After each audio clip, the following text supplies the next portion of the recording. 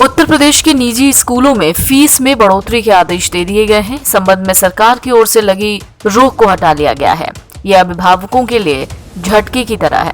School की ओर से पहले ही अभिभावकों को बढ़ी हुई फीस से संबंधित चार्ट पकड़ा दिया गया था।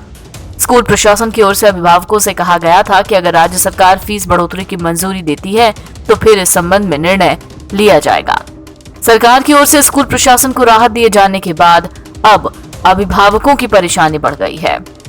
दरअसल कोविड काल में यूपी सरकार की ओर से निजी स्कूलों में फीस की बढ़ोतरी पर रोक लगा दी गई थी। इस बढ़ोतरी को शासन की ओर से बहाल कर दिया गया है।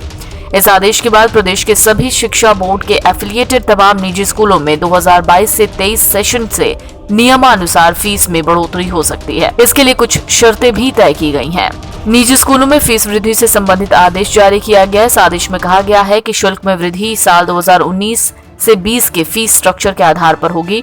इसे आधार मानते हुए उत्तर प्रदेश स्ववित्त पोषित स्वतंत्र विद्यालय शुल्क विनियम अधिनियम 2018 की धारा 4(1) के नियम के अनुसार ही फीस में बढ़ोतरी होगी।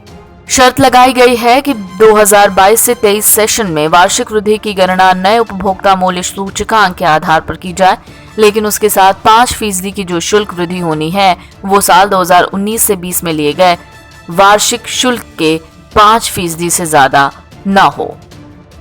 कोरोना काल में सरकार की ओर से फीस वृद्धि पर रोक थी। इस स्थिति में काल्पनिक गणना के जरिए फीस का नए सिरे से निर्धारण किया जा रहा था। इससे अभिभावकों पर दबाव ज्यादा बढ़ रहा है। इधर अगर बात पंजाब की करें तो विधानसभा चुनाव के बाद पंजाब में बनी आम आदमी पार्टी की सरकार ने निजी स्कूलों की फीस में वृद्धि पर रोक लगा दी है। भगवंत मान सरकार ने निजी स्कूलों के फीस वृद्धि संबंधी मांग को ठुकरा दिया। दूसरी तरफ बढ़ती महंगाई के बीच उत्तर प्रदेश के स्कूलों में फीस वृद्धि के मामले ने अभिभावकों की परेशानी बढ़ा दी है।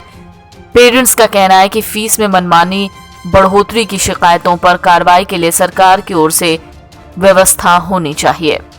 वहीं स्कूल फीस के संबंध में अगर कोई छात्र, अभिभावक, अध्यापक या एसोसिएशन संतुष्ट नहीं है तो वो अधिनियम 2018 की धारा 8 के तहत जिला शुल्क नियामक समिति के सामने अपनी शिकायत दर्ज करा सकता है।